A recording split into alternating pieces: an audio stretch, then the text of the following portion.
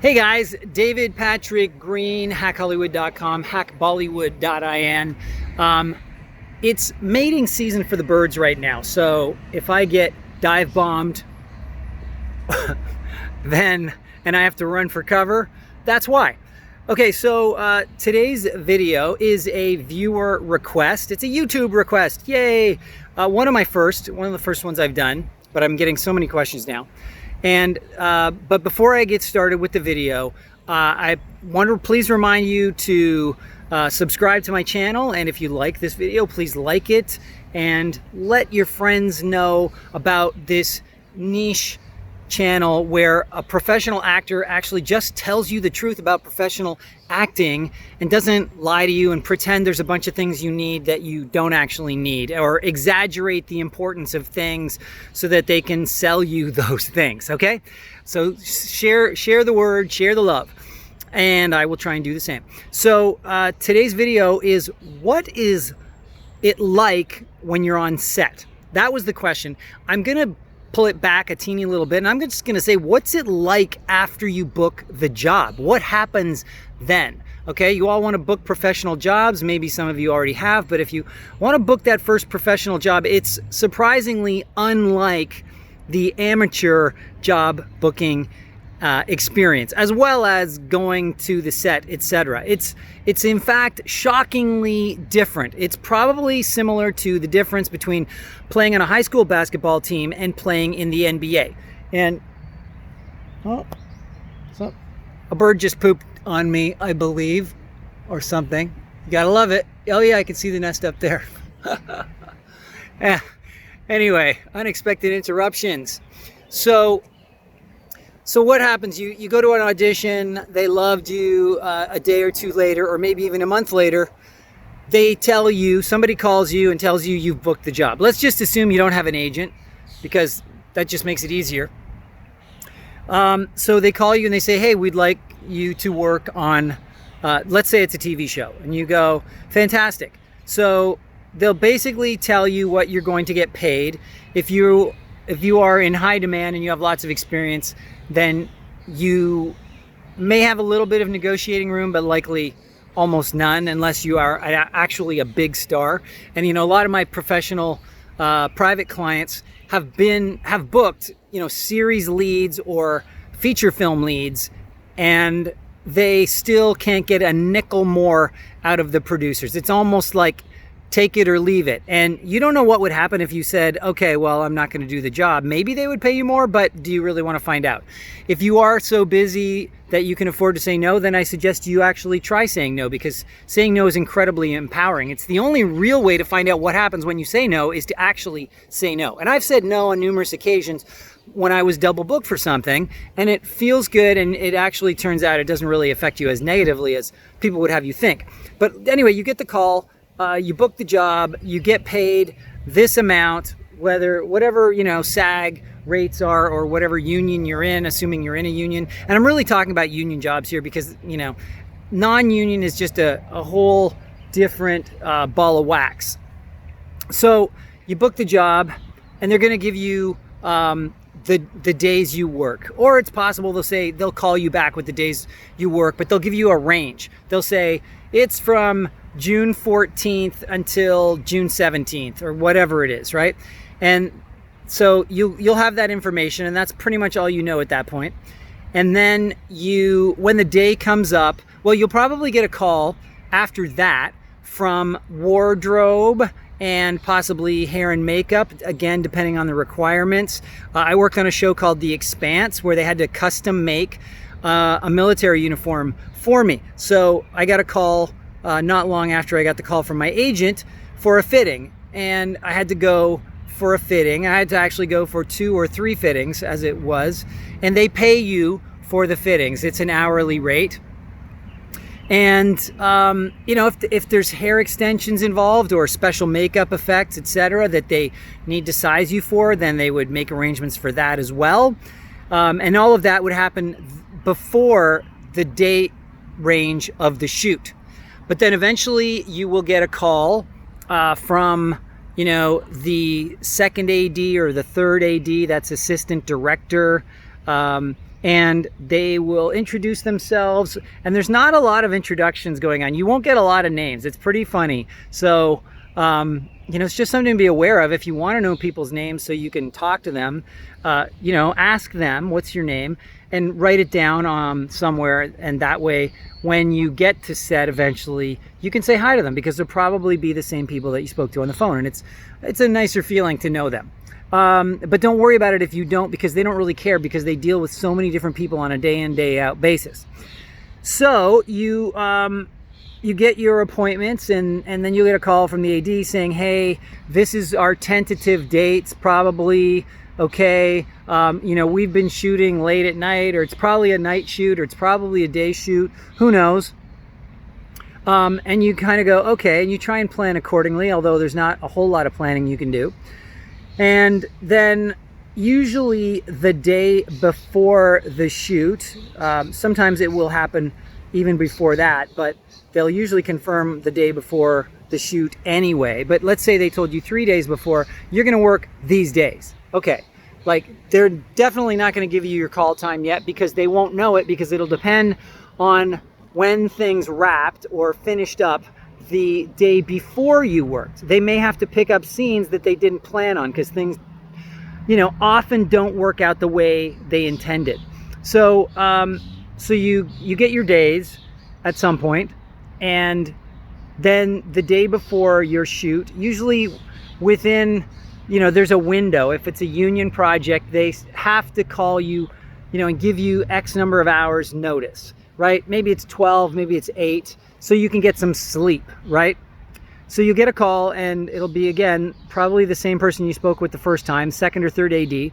Hey, David, it's Paul, or it's Paulina, or it's, Akabarasha. Just made that name up, but it could be anyone. It doesn't matter. And they'll say, hey, your call time tomorrow is 8 a.m. It's 11 a.m. It's midnight, whatever it is. And that just means that's when you have to be on set. So you want to show up probably 15 minutes before your call time. They may not even be ready for you. It's pretty hilarious, actually, because you obviously don't want to be late, but it's almost like everything works on the clock. So if you show up right on time, that's probably the actual moment when your change room or your trailer will be ready. If you show up any earlier, it's probably not ready, because they're kicking somebody else out of there at that moment. So they really operate on a very tight schedule. So if you do show up early, though, they might invite you to, if it's a morning shoot, have some breakfast, or if it's lunchtime, have some lunch. And they'll have craft services, which are the people that make the food on the set, if there is any food to be made, and they manage all the snacks and all that kind of thing, distinct from the caterers who actually prepare the official meals on set. They could be the same group, but generally craft services works for the production itself, and the caterers are independent and hired as a separate company from the production. So you show up for your call time, and some guy, probably the AD, will then walk you to your change facilities, whether it's shared, private, double banger, which just means a double wide trailer, whatever it is, and they will, show you into the place. If you have any wardrobe in there, they will, say, there's your wardrobe. They won't say too much, because nobody really steps on anybody else's toes. So often you will feel like you don't know what's going on, especially when you start out. And you have questions, but you really never know who's going to have the answer. So whoever you do ask, they will usually say, I don't know, but I will find out from so-and-so. So, you can panic about a lot of this stuff, which I tended to do in the beginning, and asked a lot of questions, and then they go find out the answers. And some of these questions you have are inconsequential. It's just a question of they haven't gotten to it yet, so don't worry about it, because they are very organized. But you will also find at times they forget things, right? You've heard of continuity errors in shows and movies, where someone was wearing a watch in one scene, or in one shot of the same scene, and then in the next shot they don't have a watch on anymore, or their collar was done up and then it's undone, right? Those are continuity errors, right? Because they're so busy doing so many different things that they often can't keep track of everything. They don't write that stuff down necessarily. If you had a gun, they'll probably remember that because there's a prop person who's in charge of guns, and that's different from wardrobe, right? There's a lot of little cogs and wheels in motion.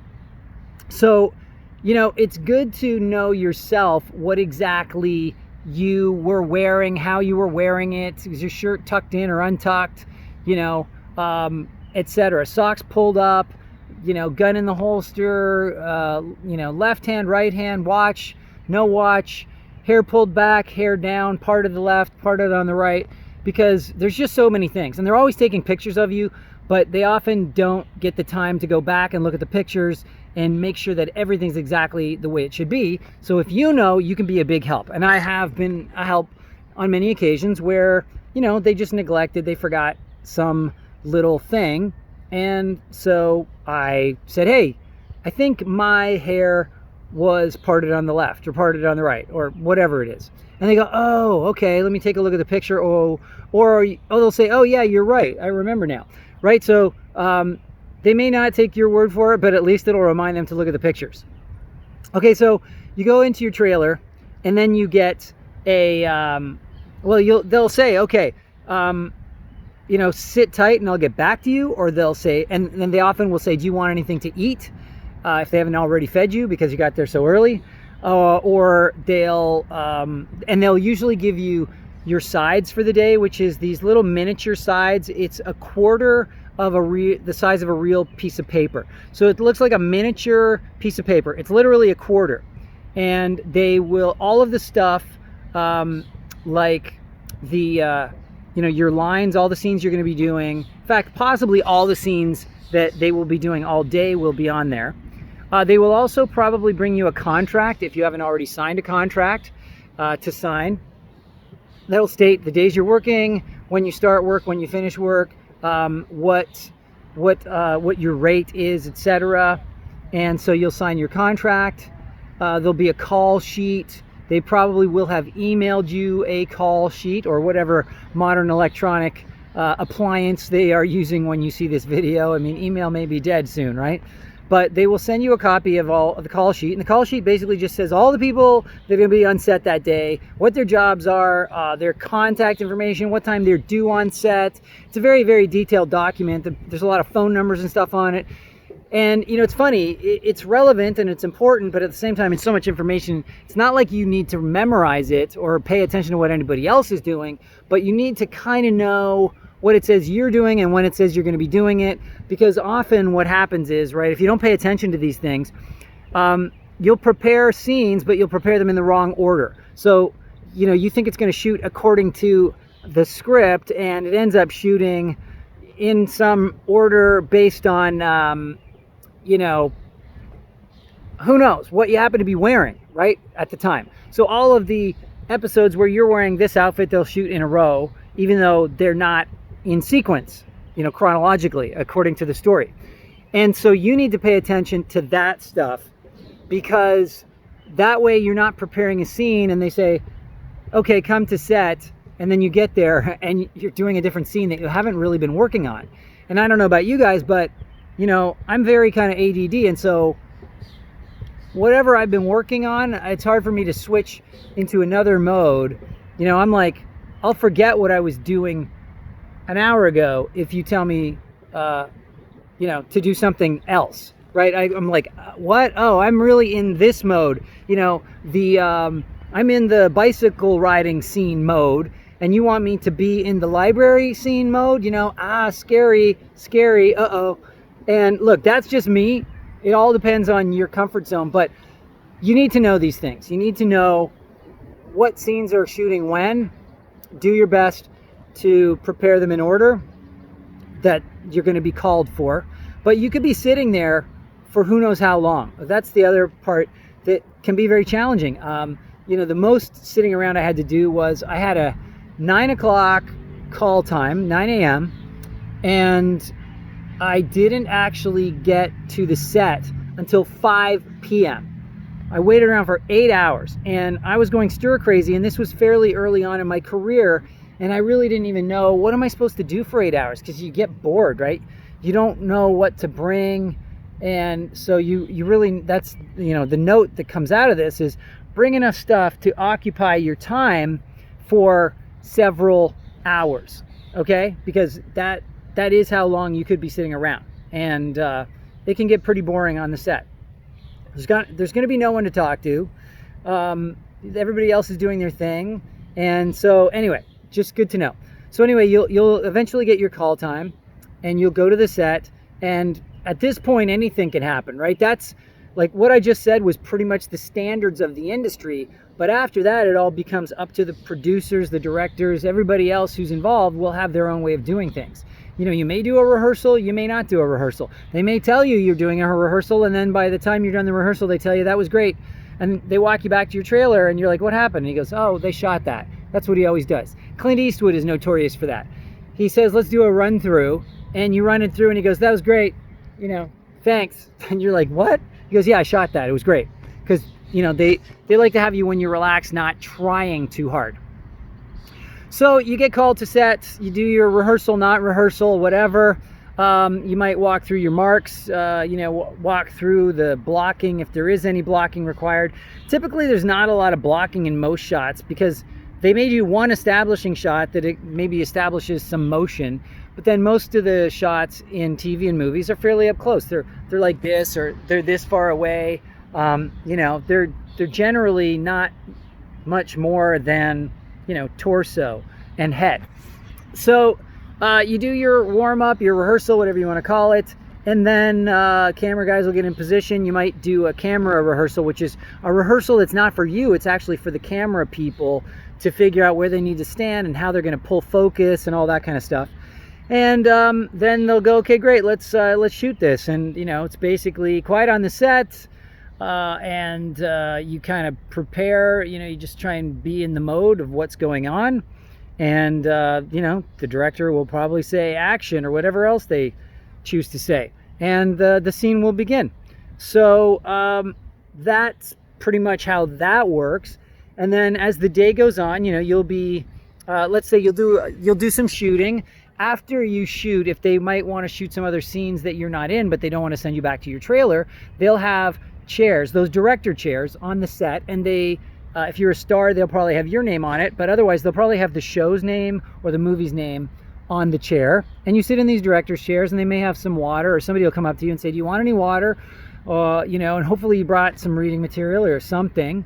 And also there's craft services available to you. You can go get a snack or a drink or a coffee or whatever. It's not that recommended to do that stuff. Anything that you could, spill food on your clothes. These are things I learned along the way, because I am just like a wanderer. I love to wander around and see what everybody else is doing. I'm very curious, and those aren't necessarily helpful. And they don't necessarily like you doing those things, because then they have to find you, or, oh, great, you've got a ketchup stain on your tie now. Fantastic. So, but that's what happens is you go sit sort of probably near what they call the village. The village is where all the monitors are and where the director and the producer hang out, also sitting in director's chairs. And that way they can watch what the camera sees. So it's called the village, and it's all the monitors of the cameras. So they can, without standing over the cameraman's shoulder, they can see what's going on. And they can frame it, and they'll go, yeah, I like that, okay, good, yeah, okay, let's shoot that. That's the shot. What else? You don't really need to talk to a lot of people. The people that need to talk to you will talk to you, and the people that don't need to talk to you won't talk to you. It doesn't mean they don't like you. It just means they're busy, and they also try to avoid talking to actors, which they call the talent, in case it might somehow throw you off, aggravate you, annoy you, whatever. And they don't want to be blamed for screwing you up, because that'll screw the whole shoot up, and that would come down hard on someone like a focus puller, or a camera assistant, or a sound person, or a lighting person. So they'll always be very friendly generally, and they're not going to get into a lot of politics stuff with you. Some of the actors might, that's possible. But generally, because actors don't know what they're doing, they don't understand the gravity of what they're doing and saying, because nobody tells us this stuff. But on set, these people know, don't talk to the talent, because if they're trying to emotionally prepare and you get in their head with, some political statement or whatever, or telling them how they look in their clothing, I don't really like that suit in you. And you're like, what? Oh man. And then that's all you're thinking about, and you can't remember your lines anymore. So a lot of people won't talk to you, and you'll think that you've done something wrong, but you haven't. It's just them trying to, actually help you do your job by not interfering in your process, whatever that happens to be. So we're on the set. Oh yeah, if you want to go to the bathroom, your trailer may or may not have a bathroom, a restroom facility, washroom, whatever you want to call it. But they also have this separate set of trailers that they call the honey wagons, which is a cute term for the toilet trailer. Okay, honey wagon, get it? The kind of the color of pee. So you can go to those any old time. There's often, if you're on a big production set at the studio, there's going to be dozens of trailers all over the place with actors' names on them. Some of them will be big stars. Like I was 2 doors away from George Clooney's trailer on ER. John Leguizamo, Renee Zellweger, around these Oscar winner type of people. And, you see them sitting out on their trailer steps. And you want to go, hi, but it's not that cool. You can just go, hi, how are you? And if they want to talk to you, they will. But anyway, so there's lots of trailers around. So you'll ask where the honey wagons are, and then they'll tell you where hair and makeup is, and then you'll get lost coming back to your trailer, and then you'll get lost when they tell you to go to the hair and makeup again. It just happens, so don't worry about it. But, when you get there, pay attention to where everything is and who people are, at least to some extent, so that you don't always get lost. And you don't ask some guy who doesn't really deal with actors, like, a driver, not that they don't deal with actors, but they don't really give them directions. But, this way, you can find your way around, and you'll get back and forth without causing a lot of stir, or, causing yourself a lot of anxiety. Like, excuse me, sorry, but where's the thingamajigger? Where's my trailer? And they're like, who are you? And you're like, David Green. And then they're like, that doesn't mean anything to them. They don't know your name. They only know the role you're playing. So if you're playing paramedic number 1, just say, I'm paramedic number 1. Because they're going to work with 1,000 actors this season, let's say, and they don't remember all their names. But they do remember what's going on in the episode. So if you say it's paramedic number 1, they'll know what scenes you're in. They'll know what makeup and hair they're doing to you and all that stuff. Okay, so you have gotten to set. Then what might happen? Okay, you've gotten to set, you've gotten to the village, then there's going to be breaks. There's going to be meal breaks, right? And those are at scheduled times that are on the call sheet. They will also probably tell you if you ask, for sure, but whatever. But lunch happens when lunch happens, and that's a formal break where basically they'll just call lunch, or a meal break, whatever you want to call it. And at that point, you will go, usually they'll have a big bunch of tables set up where the whole crew, because there's often hundreds of people working on these shows, and there'll be these tables set up, and there's a buffet, and you get your plate. Usually they'll let you eat first, and you'll be like, no, you go ahead. So I wouldn't worry too much about who eats, first or second. And anyway, you go sit with whoever you want. They've been used to working with each other, so it can feel a little awkward at times. Maybe if you've been working with someone, you could go sit with them, but often they'll go eat in their trailer. So, it's just sort of a free-for-all. Sit with who you want, talk with who you want. Don't worry about it too much. You eat your meal. Again, try not to spill a bunch of food on yourself. So you may want to take off your jacket or put on your, if you have an extra jacket to put over top of your wardrobe, then you may want to do that to avoid messing it up, what you're wearing. Anyway, you have your meal, and then it usually lasts a preordained amount of time, like a half hour, 45 minutes, whatever.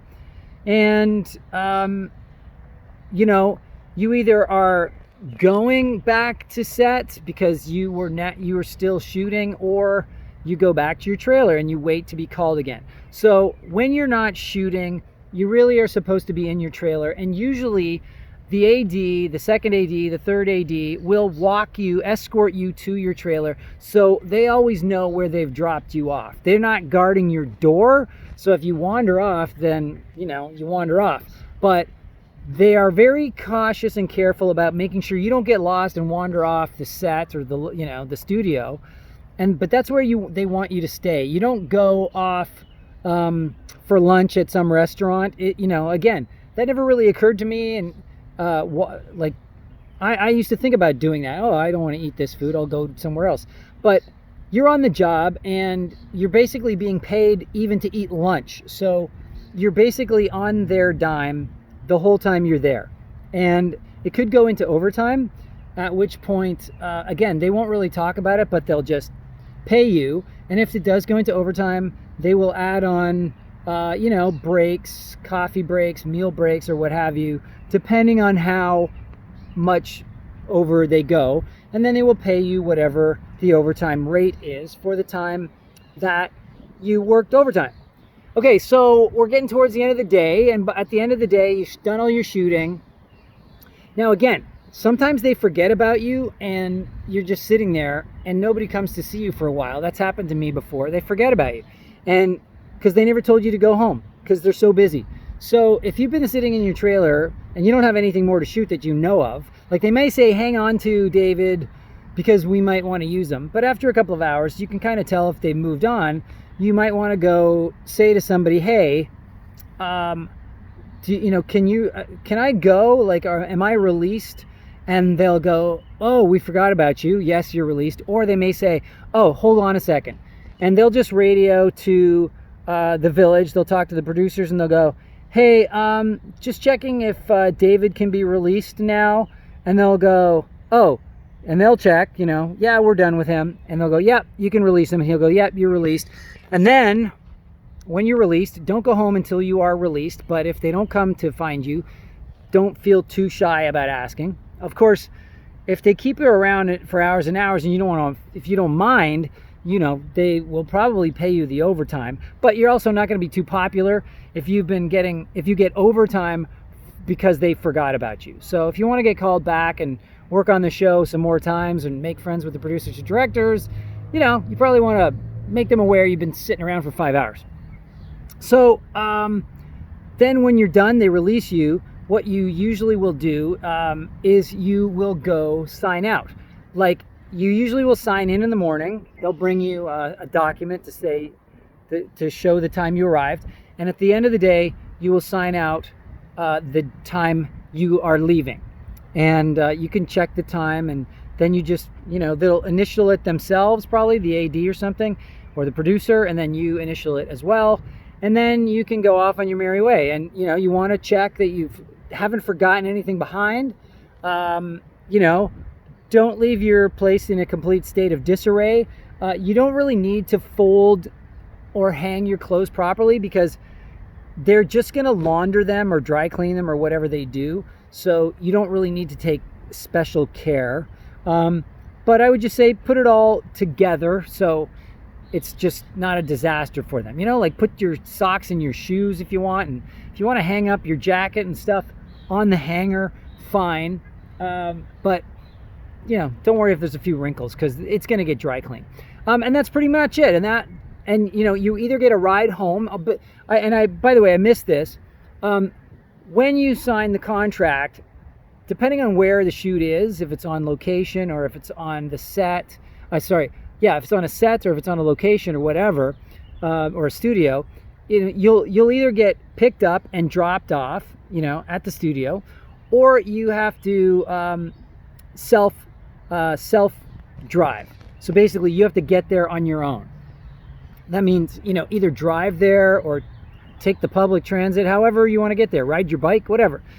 But that is a negotiating point. Again, it's usually reserved for series regulars and larger parts where they get a pickup as opposed to self-drive or whatever you want to call it. But sometimes if it's late at night, they will drive you home to be nice. And that's happened to me lots of times. Sometimes you'll have to make it to the studio, and then they'll drive you from the studio to where the location is. I've had that happen a bunch of times. And so there's lots of different configurations, but all of that is a negotiating point that you can negotiate. You can ask your agent to negotiate it. But there's generally not a ton of flexibility. They will pick you up if it's far away. They're not going to expect you to go too far if it's a decent budget, because they don't want you to get lost, right? Their main concern is you getting there on time and being able to do your job, not saving the few dollars it would cost them to pick you up and get you to where you need to be. So that's something to really keep in mind. It's very important that you show up prepared and able to do your job. That's the most important thing, right? All this other stuff is relatively minor compared to that. So yeah, I mean, they're just not going to argue about a few cents here or there. But by the same token, they want you to show up prepared and to be able to do your job and not, be not making life difficult for them because you don't know your lines, or, you showed up with a beard when you're supposed to be clean shaven, etc. And, this has happened to me before where they didn't tell me how to show up. I had scruff like I have now. They didn't say how they wanted me to show up, and I showed up, and, you get to set because nobody says anything. And then somebody comes up to you and goes, "Would you mind shaving?" And you're like, "Yeah, okay." And they had to shave with full wardrobe on. So, and you could say no. And in that case, I don't know what would happen. Again, you're free to say no, but there's a reason why they're asking. So that kind of stuff can happen. But anyway, guys, that is more or less what happens on the set. I can't go too much further without giving you specific examples, but specific examples really wouldn't be much use to you. The main guidelines is for yourself is to show up on time, show up the way they expect you to be based on what is on the call sheets, know what you're shooting each day. Try and know people's names, but again, it's not a big deal if you don't. It's far more important to be able to just do your job, not to know people's names. It's not that kind of a competition. And, have fun and be friendly, be polite to people, but don't go out of your way because everybody has their job to do. And your job is to just show up and do your role to the best of your abilities. It's not to do anybody else's job, not to carry things for them, not to do your makeup for them, none of that stuff. They are quite happy to do their jobs. So this is all I can think of right now. So hopefully this is helpful. Yeah. And if you have any questions, comments, if you want me to elaborate on any points here, then just let me know in the comments section below. Otherwise, I will talk to you soon.